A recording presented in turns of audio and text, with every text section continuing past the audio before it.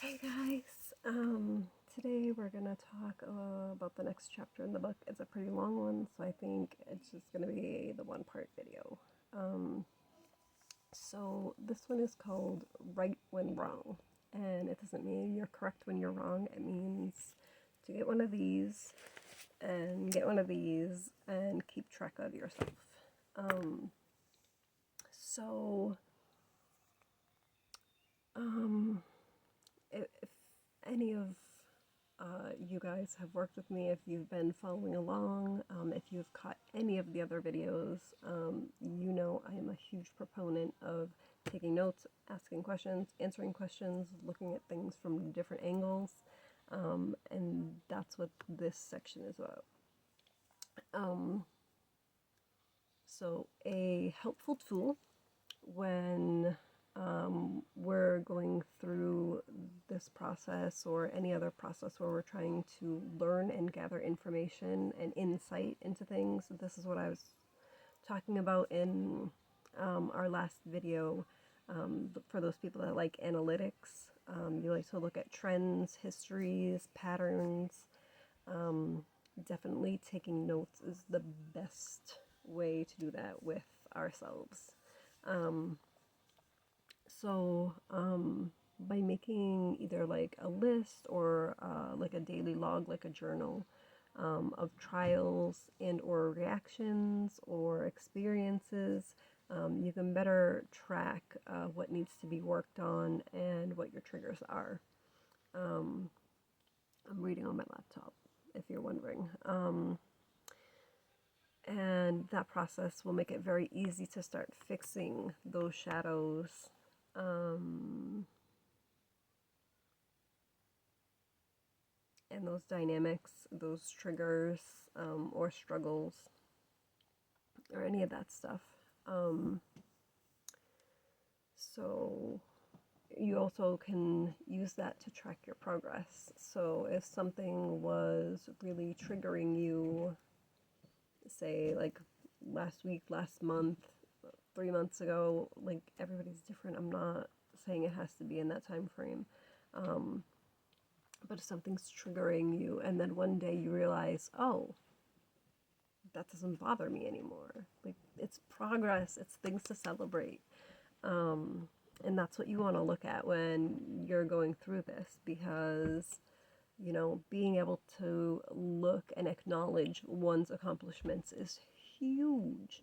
Um, so, if you acknowledge each time you experience that, you can actually like look back and have more compassion not only for yourself for looking at what you've been through, but actually for those people around you that are having similar struggles. We all struggle with something.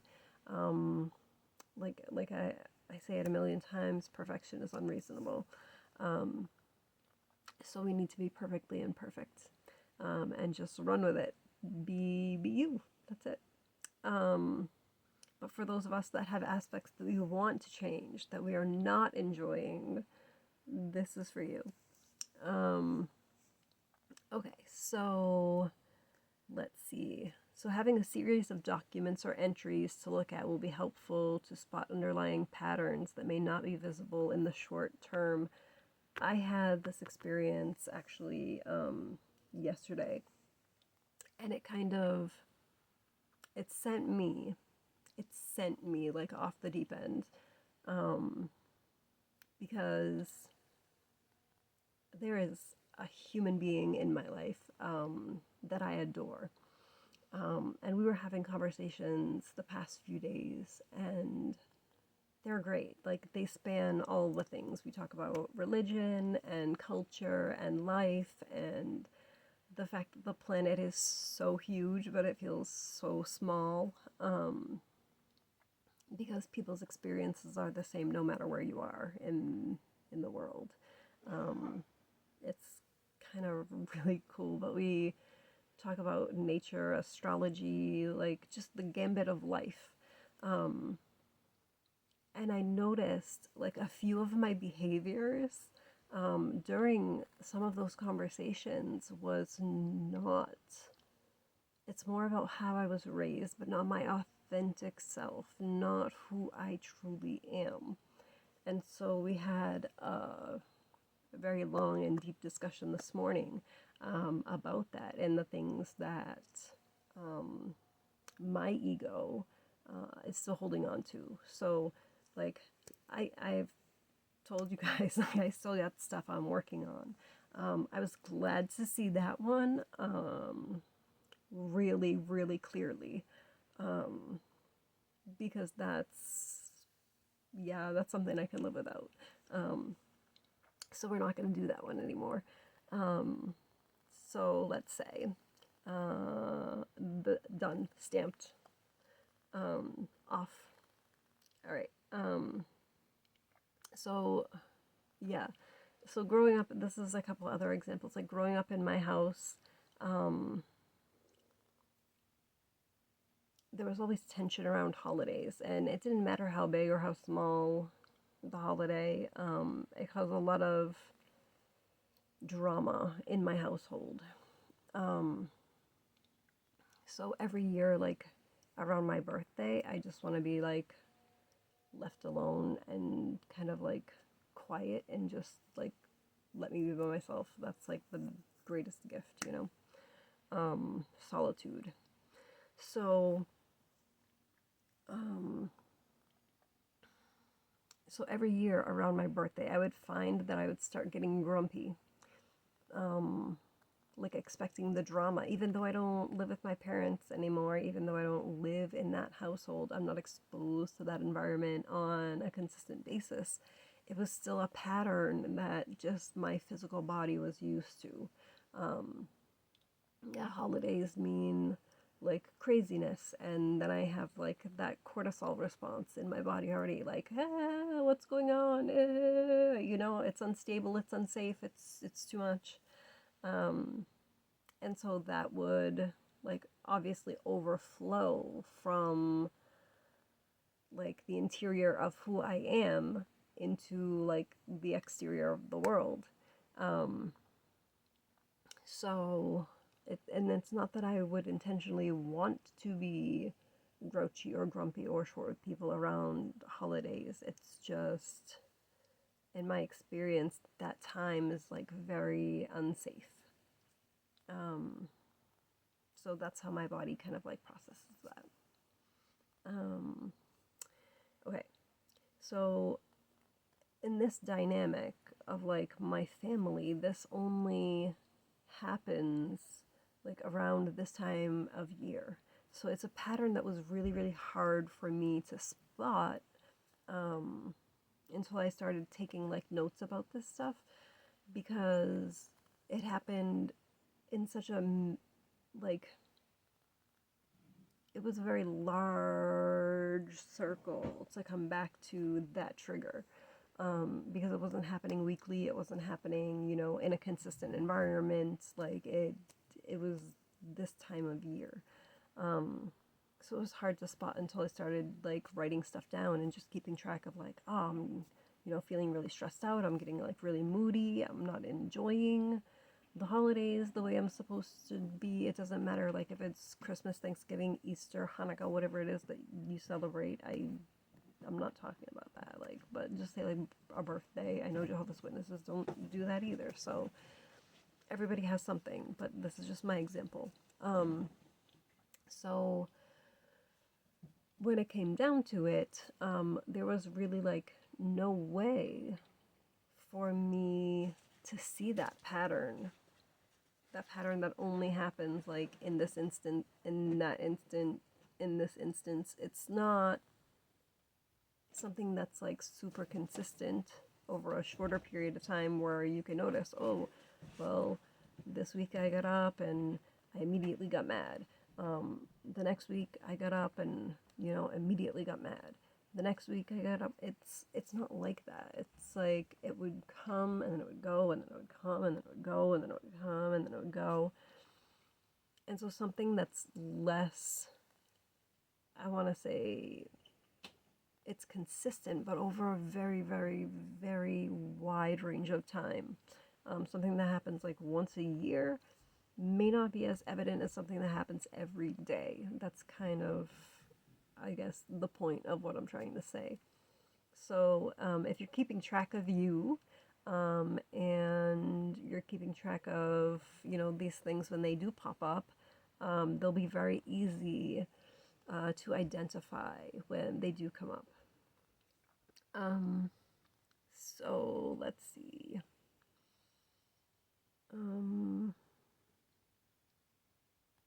So I do these little like self check-ins by constantly asking questions to gauge where I am currently compared to where I was in the past, and where I had set that design. So I try not to like dwell in the past too much, because it doesn't do any good. You can't change anything that's back there, but you can change your behavior now. You can't change it then, but you can change it now. And that's the really, really important thing, and that's what we want to do. We want to change it into a very stable foundation where we can stand up and be who we are and embrace our authentic self and be proud to be that person. That to me is really important, because you're not always proud of who you were, but you can always be proud of who you're trying to be now. Okay, so yeah, the only reason like I will go back and look through things is to measure my movement forward, and to kind of see like maybe we're headed off to the side a little bit and we want to get back to being straight. So maybe like we have the good forward momentum, but we're kind of like drifting, kind of like losing the point, which is how I feel I was doing that with my friend, and I don't want that. I really, really don't. People like that are very hard to find in this world, so I really want to just embrace that relationship as fully as I can and as stable as I can, because it's really important to me. So, and we don't want to project too far into the future either, because then we lose track of now. That's like the projection aspect. That's this is the way I want things to be like down the road, and then you live in that thought of like this is how things should be, but you don't change anything now because you're not here in the now, you're there in the then, or you're back there in the then, and then now kind of escapes you. But the only moment that you have control of is this one, this one, this one, this one. Every moment that you're consciously paying attention to who you are, that's the moment where change is possible. That's the moment where you get to dig in your feet and be like, I'm standing here. This is what I want. This is what I don't want. And blah, gone. Everything else doesn't matter. And that's great. So, yeah, if you've ever like run a race or hiked a trail or even took a driving trip, you don't always see the finish line. I mean, unless it's across the street, like you're running across the street to the store or something. You don't always see where the goal is, where the finish is before you even start. So it takes, some foresight, some planning, some patience for sure. Patience is a virtue. We all need it. Nothing happens overnight. So sometimes it becomes visible as your path is moving forward. You'll get the understanding that where you're going is better than where you were. Um, so sometimes you'll see those improvements along the way, which is great. And sometimes our trails don't really have markers, so you just kind of have to feel into it and be like, is this truly me? Or is this just something from my ego? Is this a past wound? Is this something I've lived through that I'm unconsciously perpetuating? So write it all. And ask questions.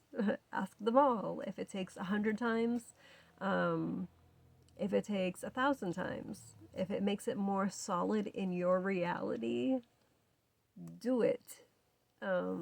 Absolutely. So here's our questions for this chapter. Like I said, these are mine. If mine, my questions. If you come up with other things along the way that you think are pertinent to your self development, by all means, answer your own questions in your notes. Do it if it feels good to you. Do it. You know, there is no limitation on who you are outside of your own self-imposed limitations. So, question 1. At the end of the day, are you happy with you? It doesn't matter what anybody else says. It doesn't matter what anybody else thinks. I,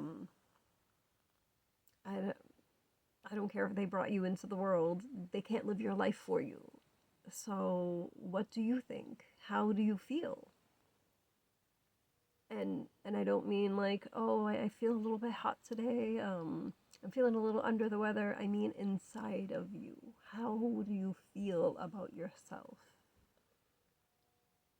That's what I want to know.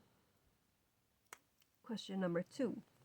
This is like we're getting into the meat of this whole thing. We're not just talking surface level stuff. So, question 2. Have you put in the work to be who you designed yourself to be?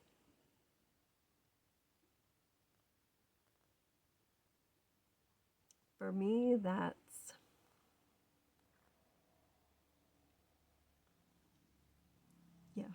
a good question.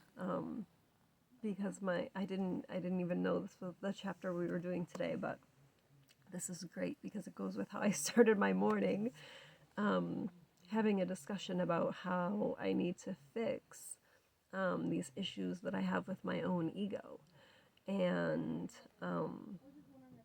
this is like, I don't have very many intimate relationships, and I'm not talking, here in the 3D. I'm talking about like I don't discuss on a normal basis. This is new for me. I was told to do this by the universe, which is crazy enough. But then I just meet someone that wants to talk to me about the way I think and writing and like all the things that I enjoy doing, and having a safe space to open up to that kind of a relationship dynamic is very not natural for me. It doesn't really make logical sense. And I'm an air sign, so logic is my go-to. So this has been kind of like knocking me off balance a little bit. So for me, I have to go back and look at like, okay, did I even see this aspect of ego in myself before this happened? Like looking back, yes, this has been a dynamic that has occurred before. Um, but I've never caught it and been like, hey, I see you. I see what you're doing. This is not what we're going to do anymore. So, like, cha-ching, we have success, right? Just being able to acknowledge that, like, step one, acceptance. Accept that it's there. Accept that it's not you. Um, it's great. I love it. I love things to celebrate, even if it's not a giant holiday. It's like a step forward, and that's progress. And progress should be commended because change is hard. Um, it's great though. I love being able to celebrate these things. Um, okay, so step three, or question three. Here we go. What have you learned about you? This is like nothing really new for me, but I know I'm still healing things. I will be the first person to tell you I'm not perfect. I'm so far from perfect. Um, I've just learned how to step out of the emotional reaction. Um, and I think it's important for people to know how to do that so that, conflicts don't escalate.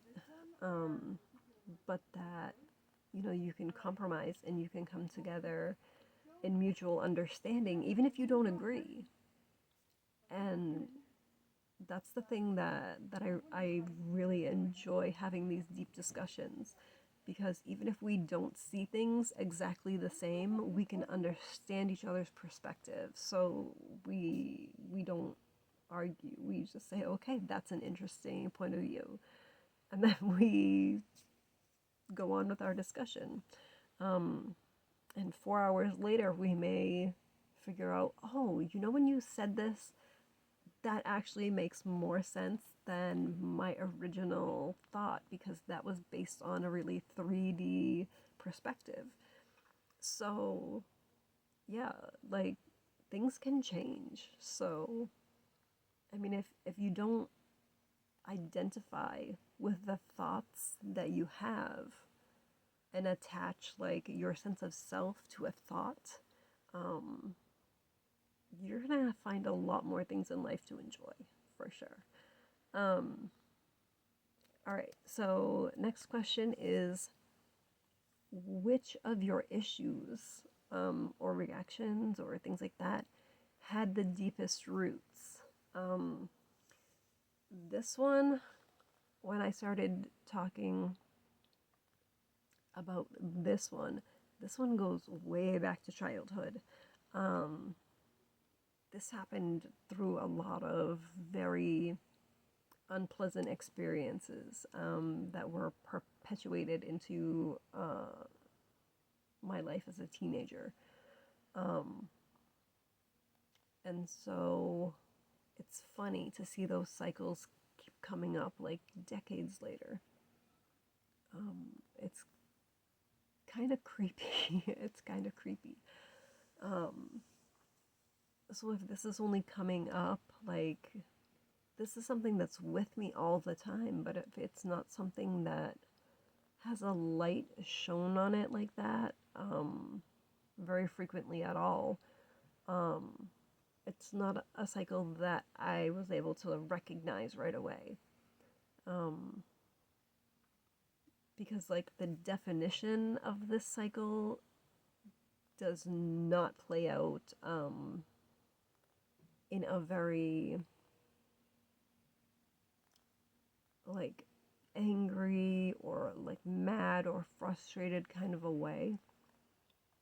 Um, so it's a very,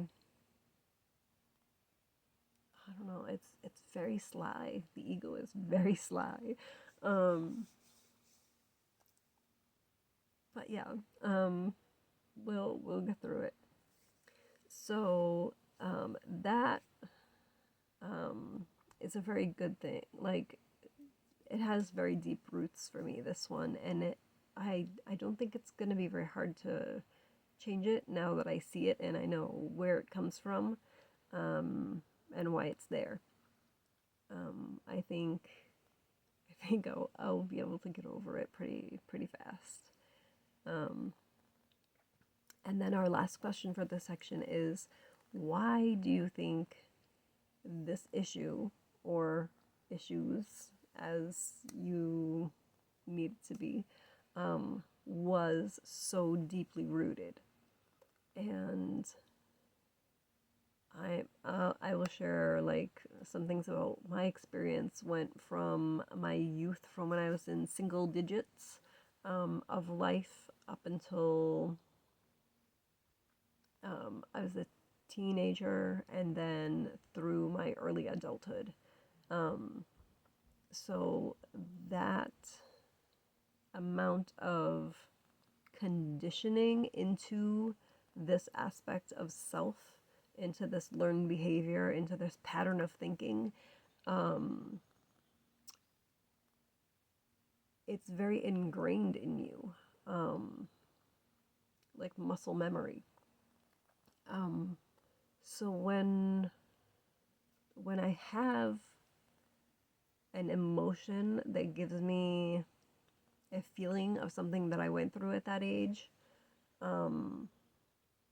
it starts pulling you into the subconscious. It's like the undertow. If you've ever swum in a river that has an undertow, you know it can pull you in fast. And that was my experience yesterday, which was very surreal.